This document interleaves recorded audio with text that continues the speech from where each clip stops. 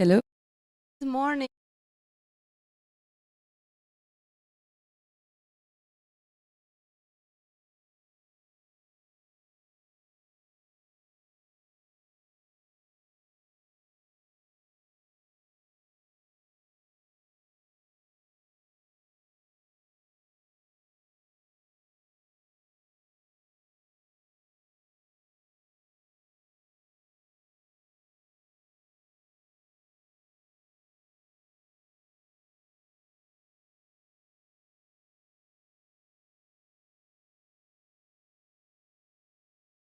From abroad, and many of you from Romania, to the Global Forum on Modern Direct Democracy, this year partnering with Eurosfat. And we're meeting here in Romania at a very historic time because it's the biggest election year in human history.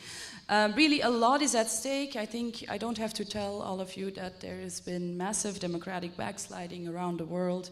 We're meeting in a region in the world where on war east.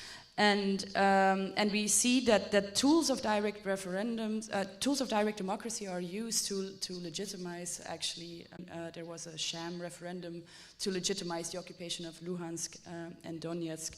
And so this is why we thought it's very important to make peace. One of the main topics of the leading questions throughout these days will be, how can direct democracy promote sustainable peace? It's also the first global forum in Eastern Europe is varied and alive, but also that it's important to talk about it and to exchange experiences. We see, for example, that in Slovakia, which has a very high turnout, a high approval quorum, citizens' initiative to pass, citizens' initiatives also in the last year, we always fail at this hurdle. In Poland, we see that the previous government organized several plebiscites, and which also were then rejected by voters. And even Romania, a couple of years ago, had a referendum where there was no actual question on the ballot. This brings us, I think, to the main topic of our conference, trust. Trust that citizens can make decisions for themselves, difference between tools that work and tools that try to help the parliament and the government's work. And I just want to say, as a final thing, the democratic backsliding that we've been living through in the past couple of years could be seen as a cause for cynicism, but there's a reason that autocrats and dictators are biggest shows of the enduring power and appeal of democracy. So I'm very happy to see you here very numerously. You're all allies of democracy. I know you do very important work around the world. And it's more important than ever to strengthen our democracy. Thank you for these kind words, and indeed we had a long discussion. We started yesterday debating different facets of democracy, but just some small remarks also on my side. Why exactly we organize, and here in Romania we know about the Eurosfat Forum, but why did we join forces with Democracy International in order to organize the Global Forum on Modern Direct Democracy? Well, it's because in this very challenging year we are going to vote, and we need to understand. And why do we choose to go to vote? Is normally a choice that we make if we trust the process. If we trust, this is why the motto of this year's forum is entitled Trust Democracy, because we want to reinforce this, these thoughts and this optimism in the Romanian civil society, and to give this possibility for us to interact with participants all around the world about how democracy is being perceived. We are very to listen to the remarks and also to present their own remarks today and the upcoming days. But I think that nothing of what we have done so far would have been possible without our partners and sponsors, right, Caroline? Exactly, and so that brings me to a very long list of organizations we want to thank. So first of all, of course, our co-hosts, so that's not just Democracy International, but also Europulse, The Bucharest City Hall, who lent us this marvelous theater, the University of Bucharest, who put rooms at the disposal where we will be this afternoon. Our partners at the Swiss Democracy Foundation, and especially Andi Civi, who put a lot of work in it personally as well. Our permanent partners, Meer Democratie, of course the Teatrul de Revista, Constantin Tanase, I hope my Romanian is not too bad, where we are right now, the Friedrich Naumann Foundation, the Erste Foundation, the European Commission representation in Romania, the Swiss Agency for Development and Cooperation, the Soros Foundation Moldova, Webshop Solutions, Aqua Carpatica, Women Entrepreneurs, UGIR, and Youth. And of congratulations should actually be given to the team behind all of this. So I think that I would like to invite, because I know that they are everywhere, but especially in the backstage, the amazing young people that are possible, and everything that you saw already and that you will see in the upcoming days. And to invite you to watch a short video about what the preparations of the Forum Win and what the activity of promoting democracy here in Romania means. So let's welcome our team of volunteers.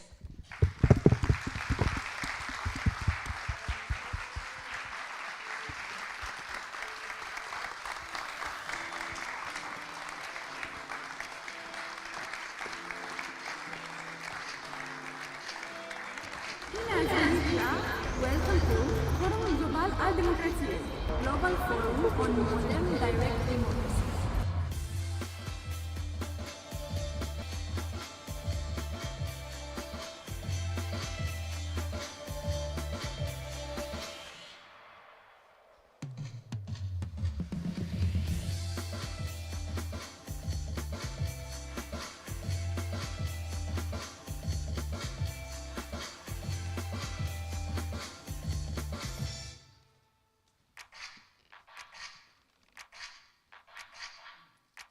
Through the Eurosfat Forum and all its other projects, Euros aims to bring the European Union to the forefront of all its debates. Your tireless work and commitment not only inform citizens about Europe, but gives them space to actively shape our common future.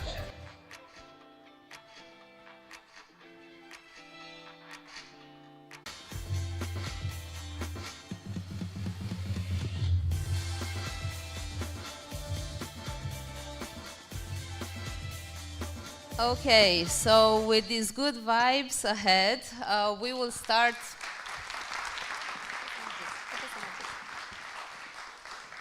We will official discussions, so to say, and I think that we are ready to shortly announce the program for today, and then our first speaker. Exactly. So before we dive in, I get to tell you where you have to will be here in the theater in the Revista. That is also the case tomorrow. But this afternoon, tomorrow afternoon, and Saturday morning, we will be at the Faculty of Sociology and Social Sciences. You can find the address on the website.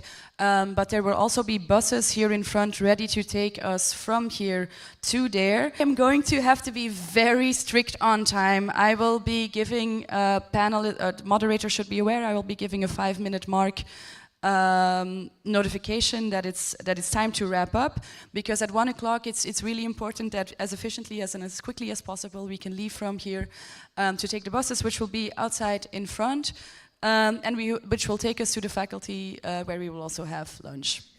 Exactly. So after these logistical announcements, I am very pleased to welcome the first speaker of today. And I am very glad to welcome Ms. Anca Păduraru, Political Rapporteur and Interim Head of the...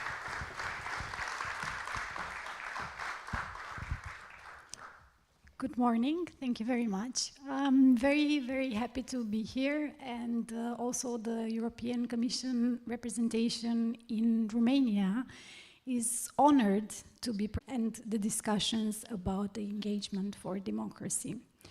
So my first idea that I'm putting out there is to reflect on democracy. So reflect on the concept of democracy, think about what democracy is. Democracy comes from Greek demos, which means people, and kratia, which means power or rule. So it means power of the people or power to the people. And thinking about this, in a healthy and thriving democracy, normally citizens can freely express their views, choose their political leaders, and have a say in their future. Now, probably you think that this is common sense and that this is normal.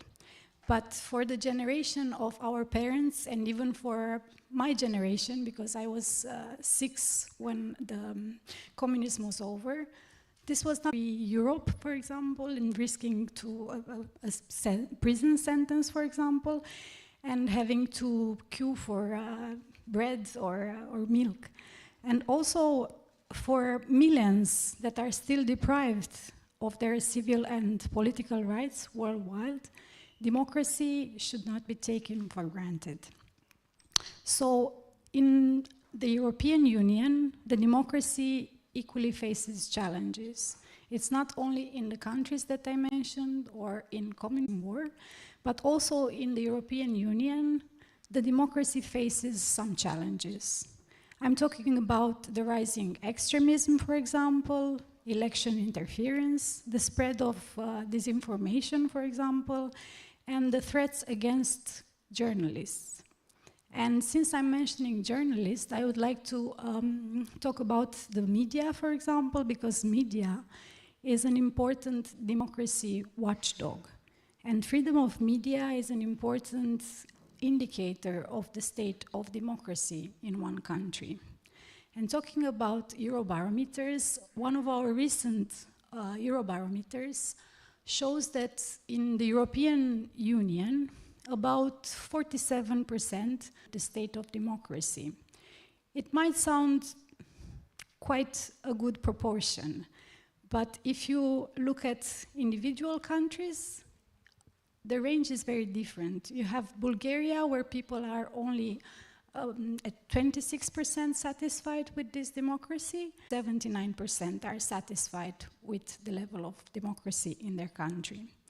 So at the European Commission, we pay attention to this, and we acknowledge that the work to ensure a strong democracy needs to be done basically on a daily basis, not only during the periods of 2 elections or before the two rounds of elections.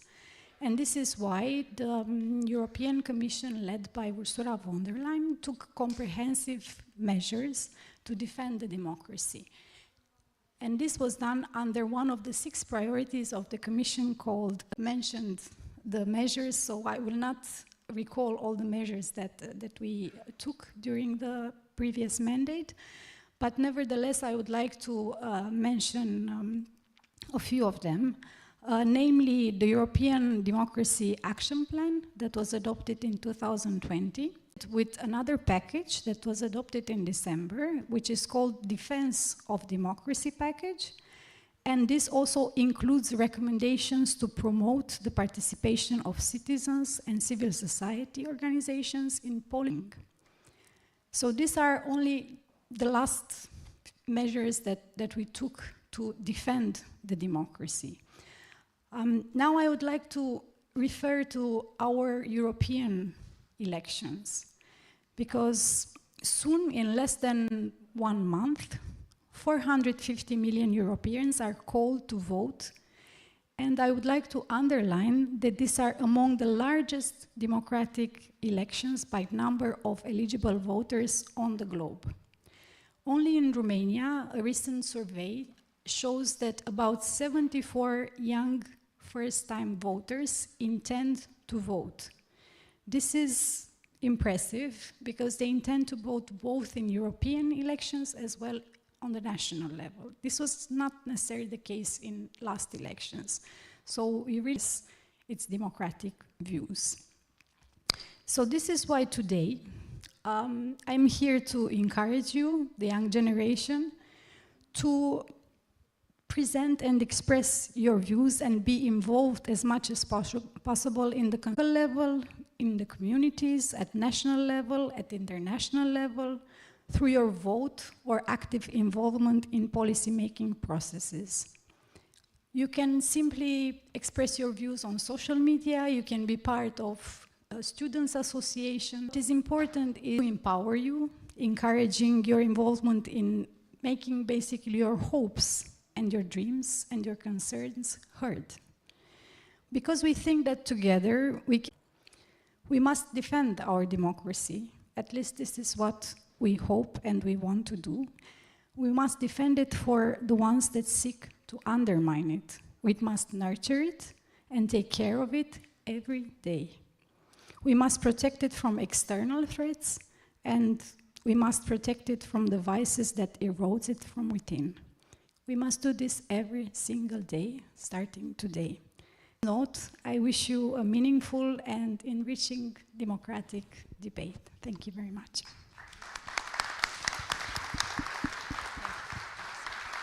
Thank you very much, Anka, for your optimistic and encouraging speech. Indeed, the numbers are really bringing us energy and determination. With these thoughts in mind, I am very eager to present to you our first keynote intervention for the day.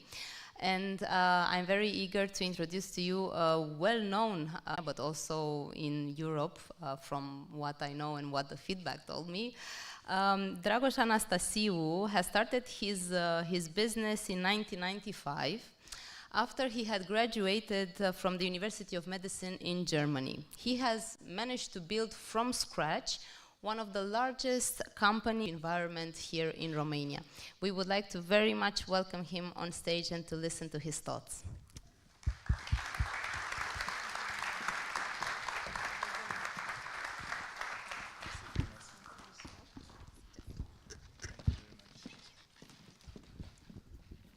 Good morning. Low energy in the morning, huh? Should we end? Good morning.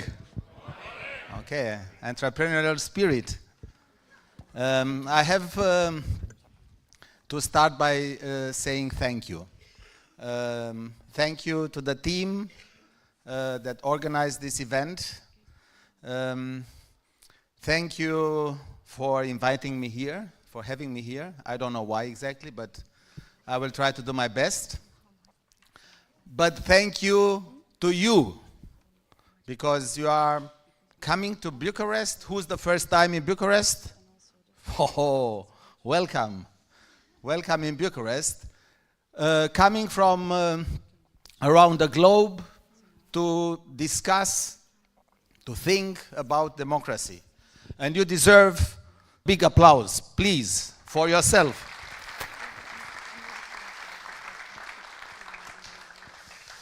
Okay, so I have 10 minutes, 50 seconds left to tell you something about democracy. I don't know what I can tell you in 10 minutes about democracy that you don't know. I think that I can tell you a little bit something about my life and my relationship to democracy. I was born in Romania. Who from here was living in a country of dictatorship in his life? Okay. Sorry for you. And the rest is like a country where I couldn't say what I think. I couldn't travel. I couldn't vote. I couldn't be owner of anything. And the only solution for my family was to escape. So when I was 18, I went to Germany and found another society, another mindset, another organization of the society, and so on and so on. I've heard German. Who's from Germany? Big applause for Germany, please. A lot of people. Willkommen in Bucharest.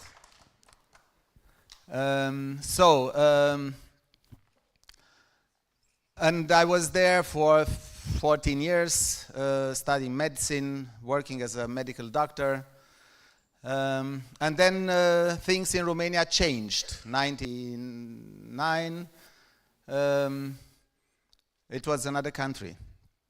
So it was a democracy, but very originally, what I've heard at that time, but a lot of opportunities for people with entrepreneurial spirit. So I was a medical doctor, but my spirit was another one. And I said, okay, I will go back to Romania. So 1995, I came back to Romania and established a group of companies, more or less 30, in transportation of people, Eurolines and hospitality. TUI in Romania, for example. I was a franchise of TUI. I sold the biggest companies short term before the pandemics, and now I'm still in business, but not so big anymore. Mostly in hospital resort, exactly where the Danube is going into the Black Sea. I'm inviting you to discover Romania and to discover the Danube Delta and to discover Green Village in Danube Delta, because I think this is one of the most beautiful parts of Europe. So you are welcome to discover Romania from the beautiful part of this country.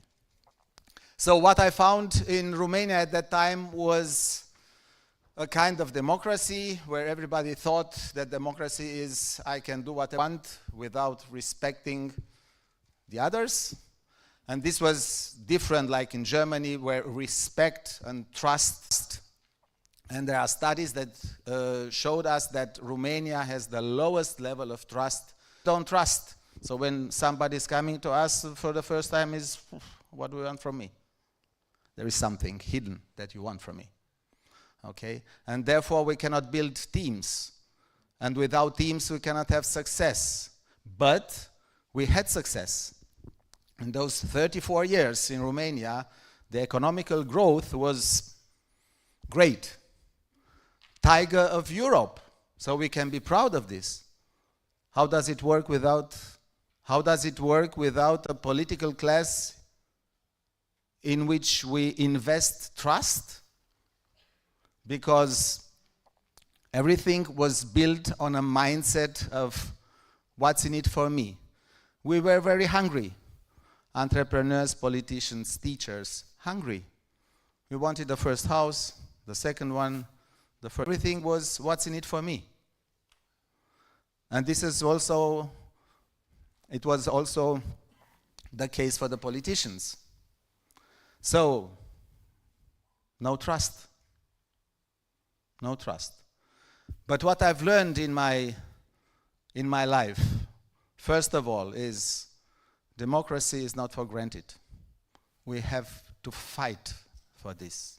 And because I was in a, thank you very much for your applause, about trust. And trust is about mindset. Think there. Marius. So, how do we think that this country should be in 30 years? Education and mindset. It's about care. Because the lack of trust is coming from the mindset that we have. And this is about caring. We don't care enough. We care about our children. So we have to fight for the foundation, which is education and mindset.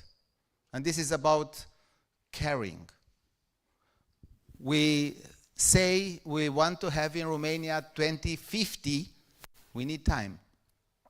A country where especially, because the biggest problem that we have in Romania is that we have more than 5 million people abroad. They didn't love to live in Romania anymore, and they left. I came back. It was the best decision of my life. But I have to fight for democracy. I have to fight for changing a mind. And this is my mission now. My mission is not anymore business, because I reached everything I could in 30 years, more than I could have reached in Germany in 300 years. because this was the development of the country.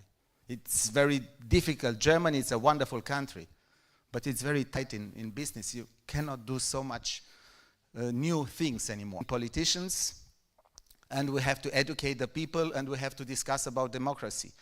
Democracy is not perfect, but it's the best way of organization of a society.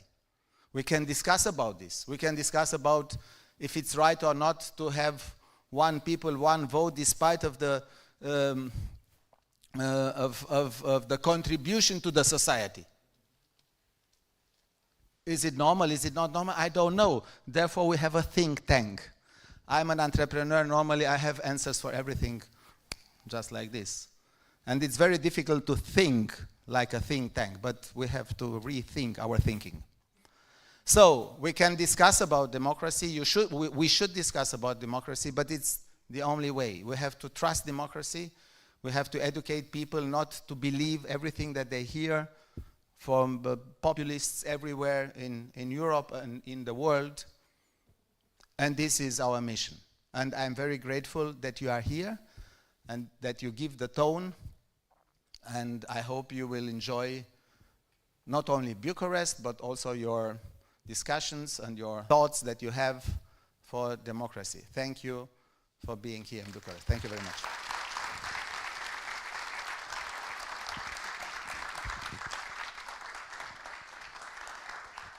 So, thank you very much for that. I am now very honored to welcome on the stage Marjan Essasi. She's a longtime friend of the Global Forum, the executive director of FIDE in North America, and a member of the Berkgruen Institute, senior innovations fellows in the US, in the United States. And we're very lucky that she's here to give us a preview of her upcoming book on citizens' assembly, citizenship, and social cohesion. Thank you, Marjan.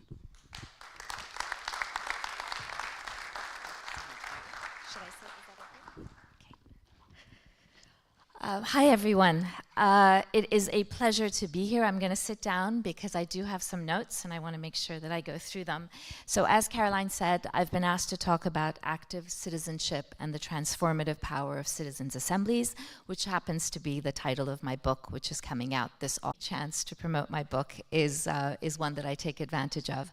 I would love to urge you and ask you after this conversation that I have with you to please reach out to me if you have comments. I'd love to hear your feedback on what I talked to you about. I also want to thank the Global Forum, especially our Romanian hosts, as well as Caroline and Joe Matthews. But before I talk about my research on citizens' assemblies, I'd like to sort of put my work in some context for you and give you a little bit of background about myself. It's not a particularly unique story, but it's one that some of you may relate to, and others, I hope, it provides some insights too.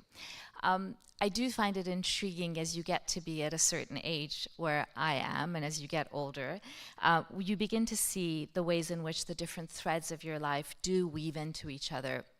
And these really interesting patterns begin to emerge.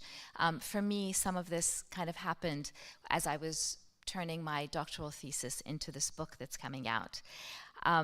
I was born in Geneva, and I spent the first 5 years of my life in Geneva and then 4 years in New York City before my family decided to go back to Iran a few months before the Islamic Republic and the revolution. It was a beautiful life before the revolution, but one that was filled with also who to this day happens to be a real idealist, really believed that the revolution might affect some real change for people. She kept talking about seda, which is the Persian word for voice, and she truly believed that there might be more voice for people. As a young person, I didn't really understand what she meant by that. I couldn't understand how government gives voice to people, and needless to say, that government certainly did not deliver on that promise. I spent about 8 years in Iran, facing many of the challenges that are imposed by oppressive states. And once I left, I really didn't know that this notion, this idea of voice, would continue with me. I moved to France and then to Canada for college and law school. where I was heavily involved in human rights and freedom of expression issues with organizations like Amnesty International and PEN International. I then moved to the United States to practice law. The US, the land of opportunity, the land of dreams, a country that I thought equality for people, and freedom, freedom of expression, and lots of voice, I thought. I worked in international development for about 15 years at the World Bank, the American Bar Association, the National Democratic Institute, always in governance and rule of law issues, working to strengthen democratic institutions in other countries. Slowly, and then rather abruptly in 2016, I began to realize that this land of opportunity that I had adopted was severely overpromising but under-delivering. Some of our basic foundational democratic principles are very weak, and I'd like to share a few of them with you. For one, our definition of elections is minimal and very limited. That space, that in-between election space, there's very little access to elected officials in the United States as well. Citizens' preferences are not reflected in public policy, and there is little government accountability beyond the ballot box. And finally, the usual suspects are very loud, they're very engaged, but there's very little that is done to really bring the voice of marginalized people to the table in any meaningful way. I decided to pivot and to move from international work to focus more on domestic issues. And since then, my problem statement has really been citizen disengagement. And I wanted to share some of the recent data that has come out by the Pew Research. They have done research in over 24 countries and have collected, let me make sure, about 30,000 responses. A median of 59% are dissatisfied with how their democracy is functioning. 74% of people across these 24 countries think that their elected officials don't care about what people like them think, and 42% say that there is no political party that represents their views. So in this kind of a climate, we need democratic innovations that address this disconnect and strengthen the relationship between citizens, political institutions, their government, and political parties. In my research, as I was looking, I didn't think that the definitions that we often use around internal and external efficacy were really sufficient and adequate. And so in my own research, I created a definition for what an activated citizen looks like, and that has become my model for activated citizenship. And so in my research, the 5 characteristics that embody an activated citizen: one is that that citizen be informed and they have access to balanced information, that they're socially connected and in community, that they're enthusiastic about their democracy, they're politically engaged, and now finally, the 5th variable, returning to what I've talked about, is that they have consequential voice. Input is meaningful. And as I was searching for tools, interventions, and practices that enable and activate these characteristics, I discovered citizens' assemblies. Now, I know that there are some of you in this audience that have spent many more years than I have working on citizens' assemblies. But for those of you who are not familiar with citizens' assemblies, there are certain characteristics that are, I consider, non-negotiable for citizens' assemblies. One of them is that they're mandated by a government body that is typically looking to bring a representative sampling of people together through democratic lottery and sortition. Third, the participants, they go through 3 phases. They learn together, they deliberate together, and they write proposals together. And government body. And finally, government is then held accountable by following up with citizens. And over the past 4 years, I've been a researcher, I've been on the oversight committee, and have served as a guarantor to several citizens' assemblies in France, in Belgium, in Canada, and the United States. And I'm going to just give you a little bit of some specific examples of one citizens' assemblies, and I'm going to focus on the French Citizens' Convention on the end of life. President Macron made a commitment during his 2nd election that if he were elected, he would engage the public in a discussion around the end of life, and understand whether citizens in France, the majority, were wanting and desiring a change in the law or not.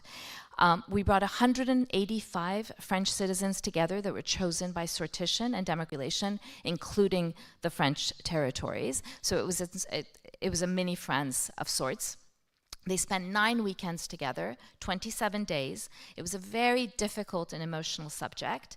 And in the end, after these 27 days together, 76% of the 184, we had lost one person because of employment, but the citizens learned together, they deliberated together, and they wrote policy proposals together. They built social cohesion and built a community, and they now have an organization called the 184 that works very closely to advocate citizens' assemblies across France. We held a vote at the end, and 92% of the population, the minority, the 24%, thanked the 76% for giving them 50% of the final report, of the space on the final report. They submitted their final report to President Macron at the Élysée, and now a year later, there is a legal structure to change the law that's before the Assemblée nationale. And they had meaningful, and talking about trust, I like to speak of trust. The impact of citizens' assemblies is really the way that people's trust in themselves changes forever. So in conclusion, based on my research and coming full circle to my earlier comments about the importance of voice, I'd like to leave you with 4 main takeaways. 1, citizens' grievances are complex. They're a mix of economic and political, and we really need to take account of all of these different dimensions of grievance. In a time of pervasive voice insecurity, I define voice insecurity much like we do food insecurity, as the inadequate access to sufficient amount of voice. People are hungry for meaningful engagement and consequential voice. Why do I use the term activated? Because I think that we need to talk about the role of government in all of this. I think community-driven participation is important, but government has a duty to be a partner, to be a driver, and input in decision-making and policy reform. Why do I use the term citizenship? Because citizenship is a beautiful concept, and when used not in its strict legal. And finally, moving to tools, we need democratic innovations, as I've said before, that hold government accountable in between elections and bring diversity of voices to the decision-making table. So I do have a healthy skepticism of assemblies. They're not a panacea, and they're certainly not the solution to every public problem. But, and this is really important, after 15 years of designing citizen engagement programs all over the world, when citizens' assemblies are designed for legitimacy, as we say, and implemented well, they are transformative in at least 5 ways.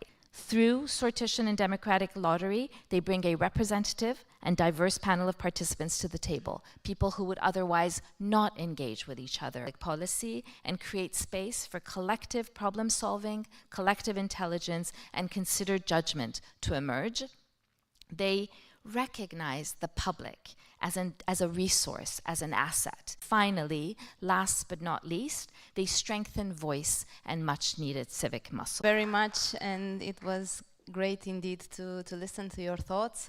We have already someone here in the backstage preparing, and I'm very pleased to announce a very well-known journalist here in Romania, Mr. Lucian Mândruță, is working for the past decade with CEOs and managers that want to improve also their oratoric skills. And most recently, he will also, I think, be able to host if you want to find out more interesting stuff about them before the elections.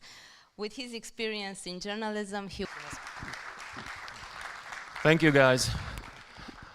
Oh, okay, slide, because I need to finish in probably 10 minutes here. And at some point, I'm going to ask you to raise your hand and tell me if I'm right or wrong. So, all right, one guy over there, you know what it is. So the idea is that a few people band together with another person, their type of people, and they fight in groups of 5 or 6, 2 groups. They just hit each other. And this is what we do. This is social media today. It started with, let's be friends. Now we are, let's fight with the enemy, with the common enemy. And this is where I remember Buzz Lightyear. Who does? Buzz Lightyear, it has a very nice scene. It starts with, this is the universe. I work here. Well, that's democracy in peril at Yale University, funny enough, because I think they're kind of working on that themselves, the students over there. But let's start with a few ideas here. Years ago, or maybe 300 years ago, we started with, this is the main idea that democracy started with. And now we're here. You're wrong, and I'm gonna take my whole life to prove other guys wrong because I have such strong convictions. And I've given up for maybe 3 now. And I don't know what's happening. I don't know whether it's the Russians, or it's the inequality of our societies, or the tech algorithm that, you know, promotes hate, promotes anger, because that's what is that we went back to being a village. The whole globe. There was a book called The Global Village in the 70s, but that didn't cover the whole extent of what we have today. So this is the mechanism of the pogroms against Jews in the Middle Ages in Germany. It didn't start with Hitler. So the mechanism is like that. People observed that their societies were not fair or right. Some people were different, and some people were richer, and sometimes they were both richer and different. And somebody came up with the idea that people are poor because, and let's get rid of them, and the current order. This is before WhatsApp. These guys were talking amongst each other. They used rumors to communicate that type of misinformation, and it kind of worked. You can still find in medieval churches in Germany pictures of pogroms in the age. And why is that? I think we should go into a little bit more detail. You know Konrad Lorenz here? Yeah, famous observer of that, but he observed that we are very close to animals when it comes to aggression. And he many people think that aggression is somehow evolutionary achieved because it helped animals to survive. So we have a problem, because if it's evolutionary achieved, it's gonna be very hard to get rid of it. Democracy has tamed this and morphed it into a competition of ideas. Problem is, we just banned the opportunity of being violent.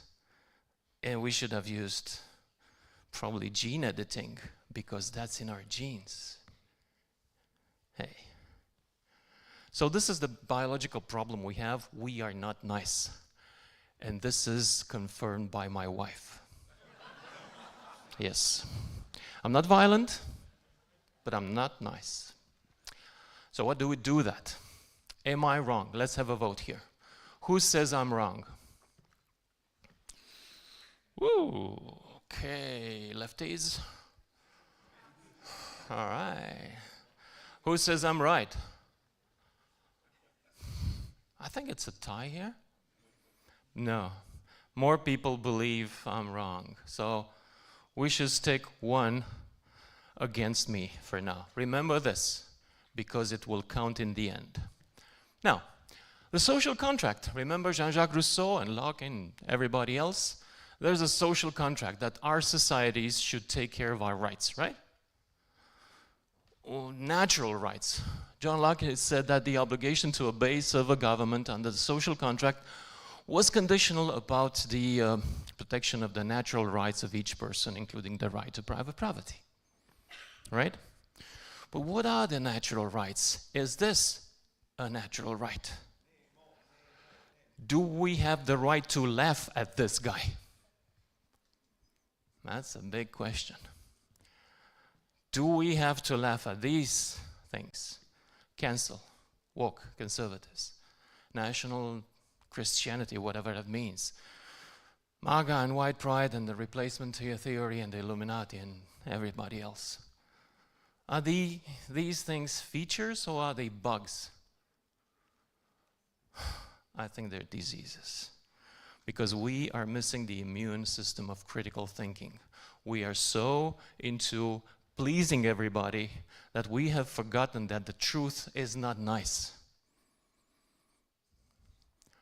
So, am I wrong? We should be able to laugh on Nemo and be insensitive. Is this democratic or not? Laugh. Make fun of him. Even be, who says I say we should be able to laugh? Who is with me? All right. Who says we should protect his sensibilities and people like him? Okay.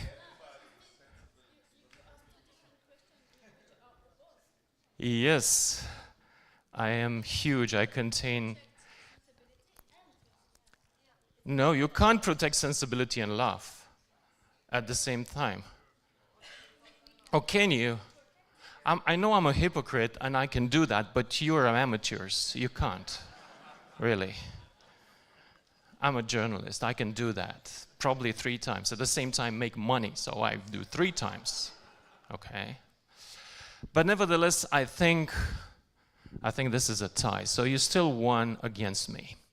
Now, let's talk about the mind. We're going into it. Cognitive abilities. This is Mark. Mark Sargent is a specialist in proven reality wrong. He is a flat earther. He dedicates his life to this theory. Probably anti-vax too, for good measure. He has more followers than most NASA scientists. Way more. 100,000, actually. And if we are going to vote one day for the Earth's shape, this guy is going to win. Okay? Because he's better at promoting his ideas. Funny thing is, Kipling had a novel 100 years ago, which I read when I was a kid. I was this guy, The Village That Voted the Earth Was Flat, is a novel wrote in 1917 about a guy, a journalist like me, going into a village that did him some wrong and proving the village was stupid by influencing them to vote that the earth was flat. It's hilarious. And it happened 100 and some time ago, 100 years ago. So Kipling was somehow foresaw that. He's like, the Orwell is stupid. You know? But why is this happening? It's not only that. The global IQ, you know, the Flynn effect that stated that IQ globally goes up by, 1% per decade because we have better health, better education, and better food. Well, it's plateaued for the last 20 years. Sorry to tell you that. And in some places, it's going down. I mean, it's decreasing. I think this is Norway or something like that. And there's an explanation for the relationship between intelligence coefficient and nations and democracy and prosperity of nations. And you can find it in this book, very controversial. It's a bit right-wing. That says people who are more intelligent as an average will live in more prosperous and more democratic societies because when you are more intelligent, you tend to give more trust because you know way more than the other guys and you will trust more people around you. When you're not intelligent, you will distrust. And trust builds businesses and builds relationships, whereas mistrust builds very small clusters of people aggregated around a common fear. So, am I wrong? Can we make democracy when we are not going smarter? Can we sustain democracy when our IQs are dropping or plateauing? Can we still have democracy while not being very smart? What? IQ is a measure. I know what the leftists are saying, I know, because we are using Western parameters to measure it. Yes? have IQ high enough. You don't vote for me, I know. That's why I'm not running for office. Corina. Yes, she's a lefty. Go ahead. Just tell us if you ask about IQ of the governors or the voters. Our guys. Okay. Listen, dogs have lower IQs than people, right? Do dogs or wolves have democracy? No, they don't. They have a dictator. Okay? That's smart. When you're smart, you don't like that. You don't like other people's idea to be imposed on you. So as we're going dumber, MAGA way, okay, we are going to have a problem. So am I wrong in saying that as we're going dumber, democracy will be in peril? My statement right. Let's have a vote. I vote for myself. Okay. There's a difference between dumb and high. Yeah. No, they're not dumb people with higher IQ. No. No, they're not. They only work for Fox News, but they look as if they're smarter, okay? Right, I've convinced you here. Minus this group of disorganized anarchists who probably didn't read the Faith of Trotsky, and they should work on that. All right. More democracy, more people are, protesting in campuses. They're trying to do this thing in Bucharest, okay? They're trying to protest in Bucharest, in a campus. Funny thing. But this guy was a fortune teller. You know Charles Peirce? This guy wrote this book before social media, before anything happened. And he stated 20 to 25 years ago that any theory is valid if it sells or produces ratings. Also, he's, good production values. And the worst part, this is why I'm telling you, this guy is a fortune teller. He said 25 years ago that fact is beliefs. So you really cannot have democracy, and democracy is about running in a rational way our society. European way, utopia kind of theme. So this vice president of European Commission or something, he says we should enable and invite more people to participate in public deliberation and decision making. And I say, why? Why? We saw what happens when more people are into deliberation online. We shouldn't have more. We should have less, but more qualified, I would say. We make mistakes as a species. We make, I think this is the statistic, 3 to 5 mistakes per hour. I'm into my 10th now, so I'm probably going to have a very good day afterwards. And there are different outcomes, okay? Human society, we cry on their shoulders and nothing's going to be bad. We're going to repair the whole thing. It's going to be better, you'll see. Well, I think democracies should do this, absorb our mistakes with compassion, because otherwise it's not about telling everybody, you're nice, you're right, even though that guy or girl is not, or binary or whatever it is. Okay? So, we are the day after the elections. I have another question. If your convictions were harmed during the presentation,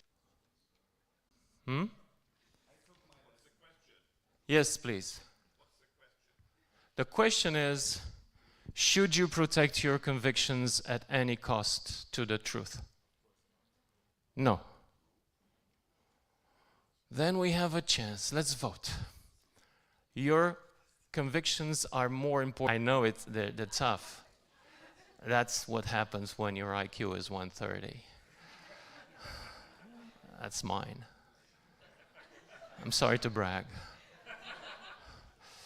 It's hard to get it. I mean, Einstein.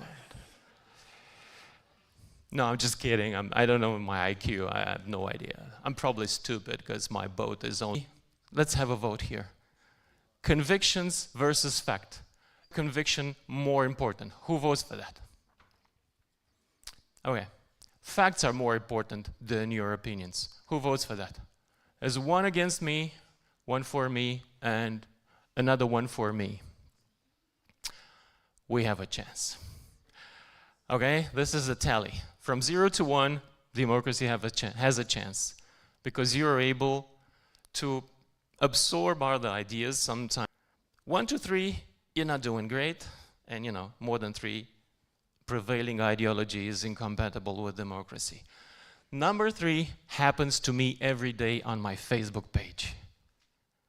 Most people will choose, the people I talk to, which is the public, most people will choose their convictions against facts. And that's a problem for democracy. And no, they're not. Their convictions are changed by information, well, piece of information that people love. This is what journalists today do. They don't deliver facts anymore. They deliver pleasing attitudes to the people. To the left, they deliver the pleasing attitudes that, you know, you're all poor because of colonialism or oppression. To the right, they deliver the pleasing fact that you are white and you should stay like that because it's the most important value in the universe. And groups will eat this up, even though these are opinions, are not facts, and this is not helping anyone. But thankfully, you voted in a democratic way, and I think we have a chance with guys like you. Unfortunately, the guys are a lot more. We matter? Prove it to me. Thank you.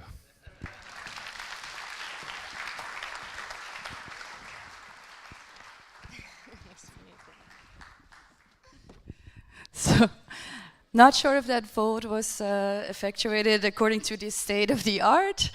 Yeah, I have the important job of making sure that we all catch a bus after this, so I'm going to keep it short. One of the main topics of our forum is the European Union. We have important elections coming up.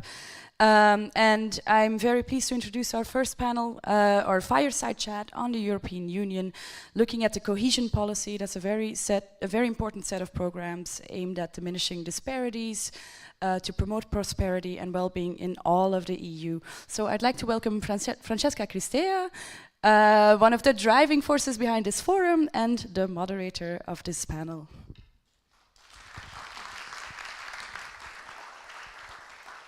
Thank you very much. I would like to invite Mrs. Corina Crețu, former EU Commissioner, to take her place, and also Mr. Ovidiu Câmpean, Secretary of State for the Ministry of European Investments and Projects.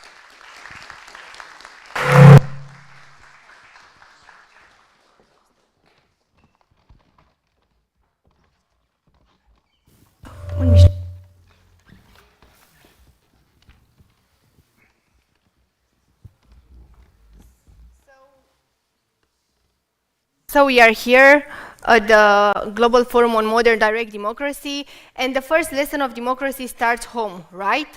And home can be translated into cities, regions, a union, for example, the European Union. And I would like to have a dialogue with my guests and the whole about how can we develop our cities, because cohesion policies help regions meet their objectives.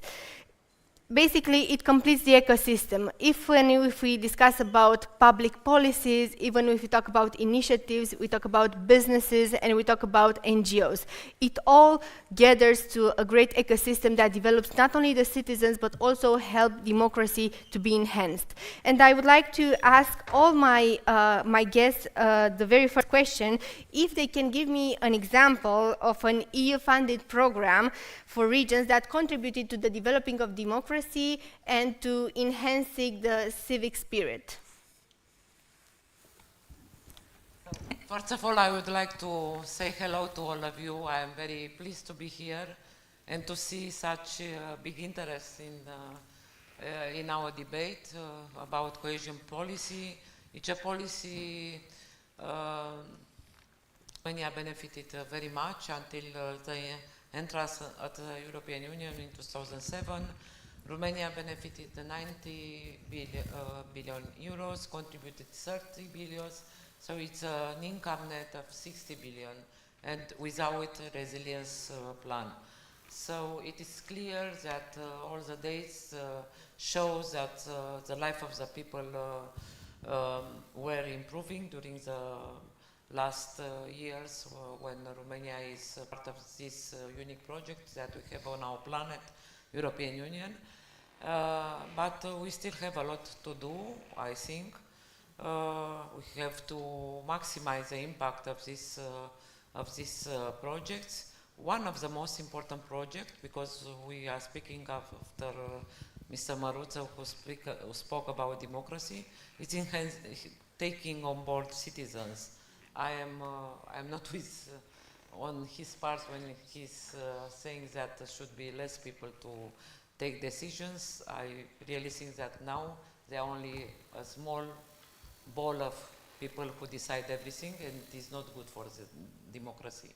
This type of understanding democracy, to take decisions just behind doors, I really think it's not good for us after 30 years after the revolution. Anyhow, the most important, as you have told, I was Commissioner for Regional Policy. I will manage 350 billion euro. I was responsible for 28 and 27 countries when the UK decided to leave. There it's, we can open a debate about solidarity, because I think it was not something very fair when UK decided to leave us, because they were member of European Union from 71. In fact, this policy, regional policy, was built at the proposal of the UK when the mines in the Wales were closed, and they proposed a policy to help them to restore their regions. And after more than 35 years of receiving funds, when the 10 countries come in 2004, and then Romania, Bulgaria 2007, 2009, and Croatia, they decided to leave because they were not anymore net beneficiaries, they were net contributors, and this is not fair, I think.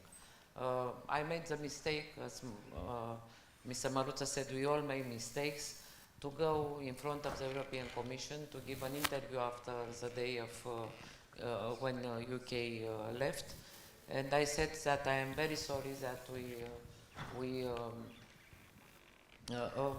will not have the second contributors to the EU budget.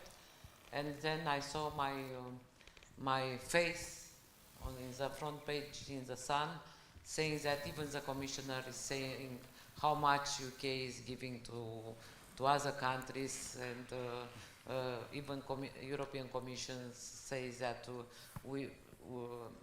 they became a burden for us, and we should get rid of them and take care of ourselves. So this wanted to explain how important is UK for the EU. They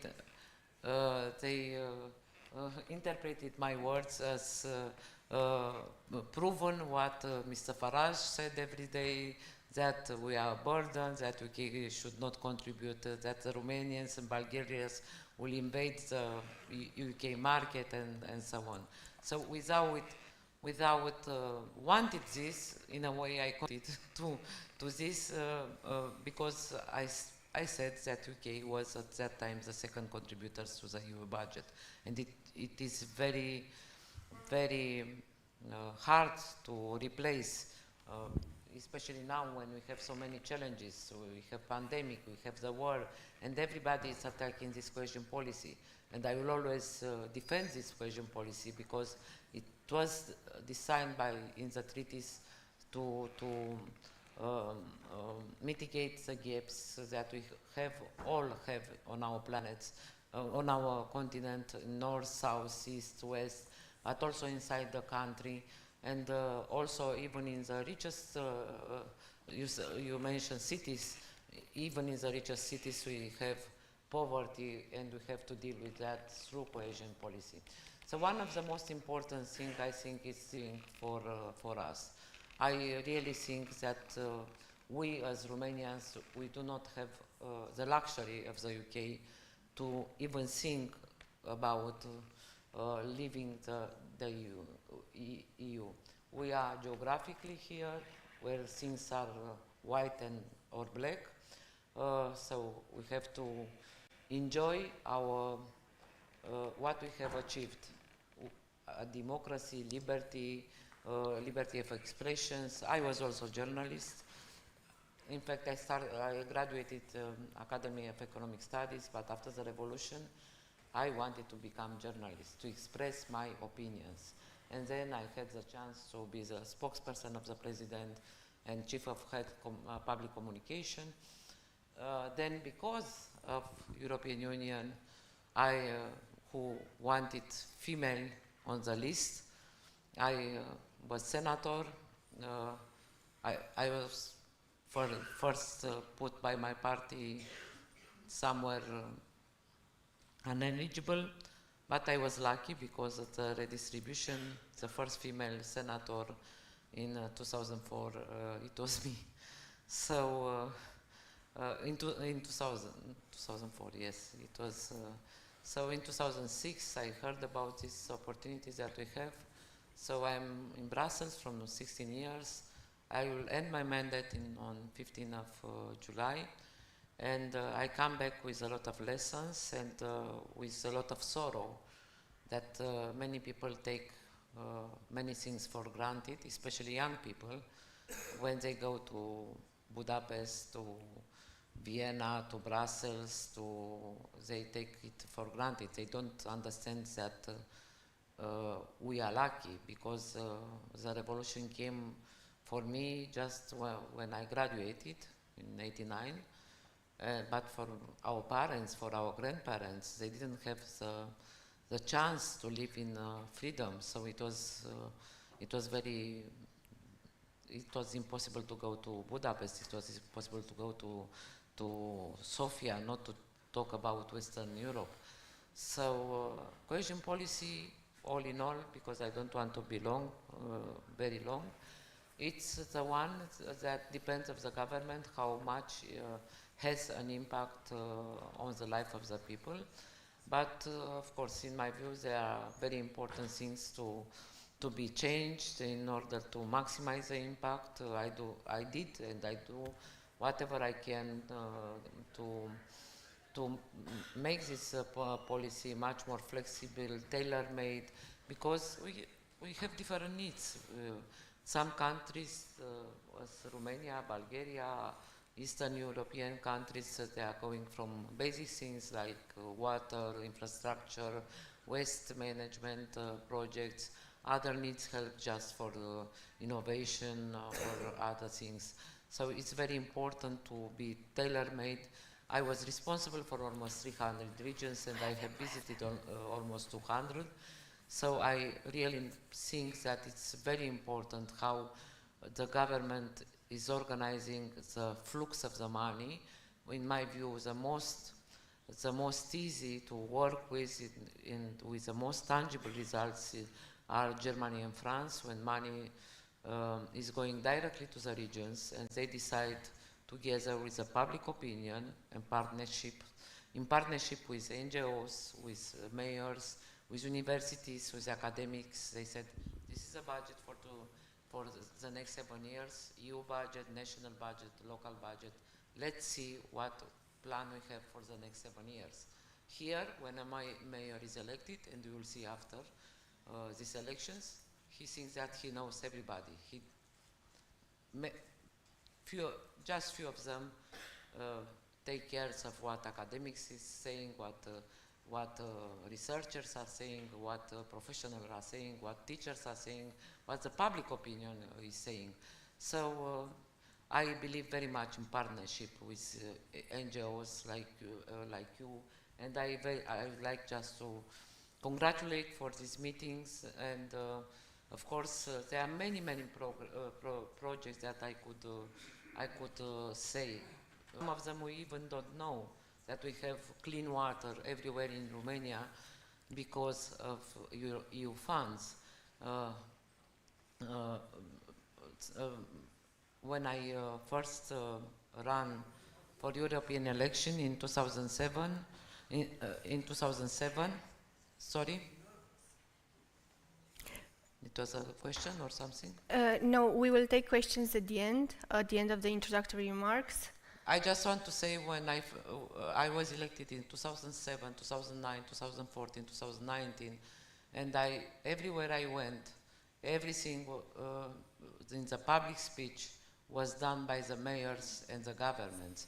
And this point we are now is very dangerous, and this game should stop.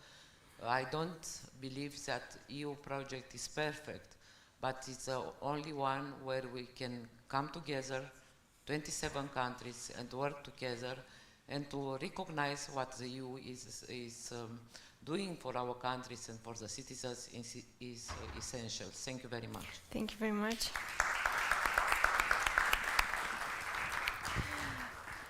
Thank you very much, Mrs. Corina Crețu. I will ask Mr. Campanan about the lessons learned, about the cities and about the EU funding, and especially I would like to emphasize an idea that was mentioned before, how civil society contributes to developing cities, because we know that you have been part of the Cluj municipality team, so we are asking about the lessons learned and maybe the benefits of working with the civil society. Thank you very much for the invitation to this panel. I think that living too much in the social media bubble can make you depressive, so in the real life we can have good achievements, and Romania is one of the success story of the cohesion policy. For example, in 2000 we were 26% of the European GDP per capita, and now we are 78%, so in only 20 years we succeed to become a pillar of stability in this part of Europe. And I'm sure that cohesion policy will help Romania and also other regions to become more equal in terms of economic development. And I think that cohesion policy is one of the best policies in the world, and it's the biggest one. So it has more than 1,000 billion euros, and another 400 already spent, and another 400 billion euros by 2027. And of course we can see in Romania and in each region a lot of projects, good projects that increased the quality of life of citizens. And coming back to civil society, to example of projects and working with experts, with citizens, with universities, I think it's mandatory in order to have good projects. I want to say, for example, the European Youth Capital is a great program that is enhancing civic participation of youth, and Cluj-Napoca had in 2015 one of the best programs in Europe, and it has a lot of legacies. Now we are having at the national level Romanian Youth Capital, so it's every year it's bringing a lot of NGOs, youth NGOs, working together in order to deliver good results and good projects. And another example also from Cluj was the youth participatory budgeting process, with more than 200 teams each year or each 2 years that are participating. Youth, they are proposing projects, they are voting their initiatives, and after that they are implementing them. And of course, with the support of European money, those teams succeeded to scale up at the European level, and they made an important program, Common Europe, youth participatory budgeting process. I think that working together with civil society and with NGOs can deliver better results for the public policies. Thank you. Thank you very much. And because one of the most important, clapping is in order, applauses are in order. Because we sincerely trust in putting the decision makers in direct dialogue with the citizens, I think this is the proper moment in the forum of the global direct democracy to open the floor to the questions for the citizens in what means the regional development, what they would have as questions regarding EU funding, about citizens' activities. And maybe, do we have any questions? If so, raise their hands for the volunteers to see. I see one there. And one there and one there. So we have 3 questions in the house.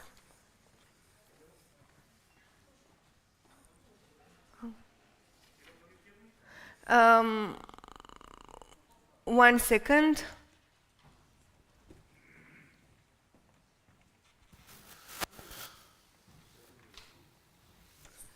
Hello. Yes. Hello, my name is Ahmed Kuitov, and I really thank you for that nice inspirational presentations. I'm coming from Bulgaria and the town of Svistov. And this is town nearby Zimnic, opposite side of the river. And we're a youth educational organization. And sometimes we want to organize activities with all friends from Romania. For example, if we want to organize events with Alexandria or Zimnicea, if you want to go there, it's almost impossible. Sometimes when we organize events from Cluj-Napoca, we need to travel 10 hours. And I think when you was Commissioner Mrs. Crețu, we have the idea in my town to have the Danube Bridge, Svistov-Zimnicea. And do you know what happened with that idea about the bridges? Because it's very interesting. The Danube between Bulgaria and Romania are more than 500 kilometers, and there is only 2 bridges. And the countries like Austria, only in Vienna they have more than 10 bridges on the river. We speak about the cohesion, but without bridges, it's almost how we can do things between Bulgaria and Romania. If you want to travel 15 hours, it's easier for me to go to all parts of the Europe except Romania. Thank you very much for the question. As I said before, the Cold War left also the wounds on our continent, and you are right that sometimes it's easier to go in other capitals than between us that we are so close. Because if we go now from Bucharest, we will arrive in Giurgiu, but it will take 4 or 5 hours to go to the bridge because of the workers and so on. It is an idea about Zimnicea to make a bridge there, and Calafat, I don't know the town in Bulgaria. What I would like to say is that we have to pay much more attention to the transfrontalier projects where we didn't spend very well money, and to the macro-regional regions. For instance, when I was responsible for these macro-regional strategies, when I met the Baltic strategies, the level of attending was to the prime ministers. When I had the meeting about Danube, even no directors from the ministries came. And this is very important, how much attention the government is giving to these cross-border cooperation projects. Because when the attention is coming from a high level, like in the Baltic, who are going the best, Baltics countries. We have also Adriatic Ionian strategy. We have a lot of things, a lot of countries that at their request, so the Danube strategy was done at the request of Romania and Bulgaria, and it was approved by European Commission, and we don't have projects, common projects. And when you go where Danube is starting in Germany, in the dark forest, you see there how many touristic things there are. When you go in Baden-Württemberg, you can stay at the restaurant, you can enjoy the Danube.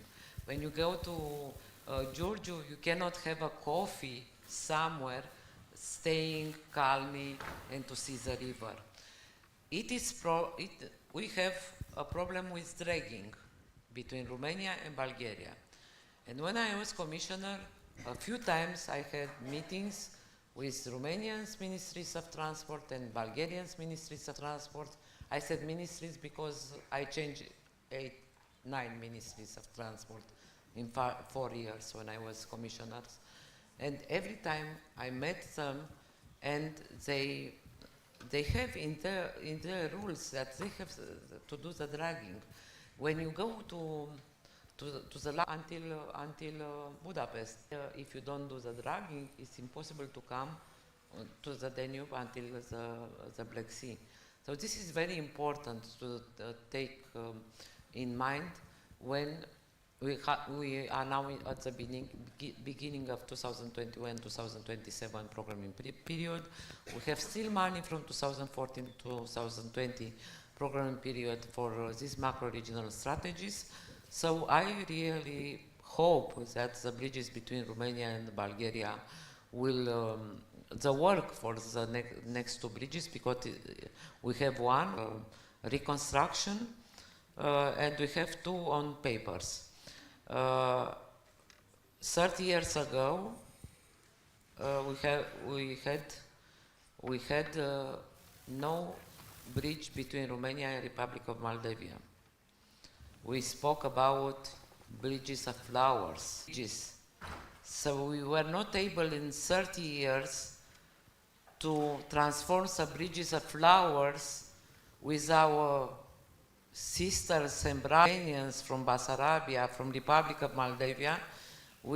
Just now, they had, this year I think, they had a common governmental meeting in Chișinău and decided the place, because in 20 years, the only thing it was that the 2 countries didn't agree about the place where to place this second bridge between Romania and Republic of Moldova. So you raise a very important thing, which is very, very, very important. I visited from Bratislava to Lower Austria, a very nice bridge where many people died, and now they are going every day by foot, taking dinner in Bratislava, or 90% of the people from Bratislava are taking their children to the kindergarten in Lower Austria because they are doing 10 minutes to this bridge, where in my mind the Iron Curtain was so far away. When I saw by foot that it was only 10 kilometers and so many people died there, and it is a case also between Poland and Germany, Slubice and Frankfurt am Oder, which was for me unbelievable to see how easily it is to go from one part of the others, and until '89 it was impossible to go from Eastern Germany to Poland. So this cohesion policy has also this role to heal the wounds that we still have on our planet. Thank you so much. I think also Mr. Kumpan wanted to add something, and we will take one more question, and then we will end. Yeah. No, I just very quick wanted to say that it's important the bridges, the road infrastructure, but it's very important to build in Eastern Europe a high-speed train network. It's faster, it's more secure, and it's more sustainable. So we should, thank you. We should work with the European Commission in order to achieve also this goal. Thank you. There was one more question in that direction in the backwards that we will take, and we'll try to answer briefly.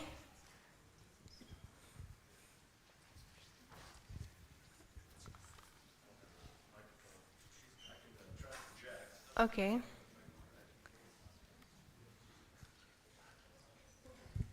Thanks so much. Cole Spidel, I'm with the National Democratic Institute. So I had a question for the commissioner. You mentioned EU funding and the decisions and how the decisions are made at the local level to spend that money.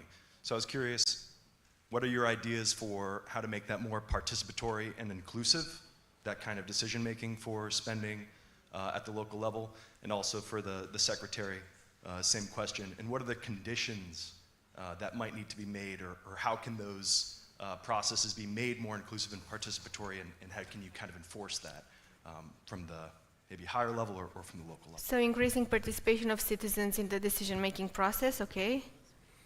So if I have the microphone, Commissioner, let me to answer first. So I think that, thank you very much. I think that we need to create tools for engaging civil society and citizens in the cities. For example, in Cluj, we created a Center for Innovation and Civic Imagination. And there we are presenting a lot of projects, and we are discussing and debating, and it has a lot of influence in changing the public projects. And also a very important initiative that I really love at the European level is New European Bauhaus, with those three important values: beautiful, sustainable, and together.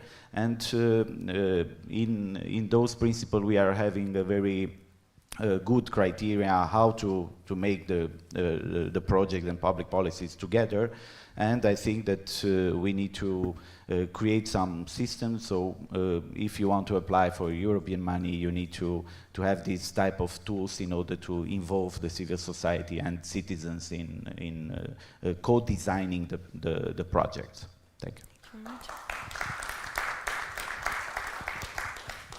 First of all, I'm delighted to hear the NDI is here, because you should come back to make your office here again.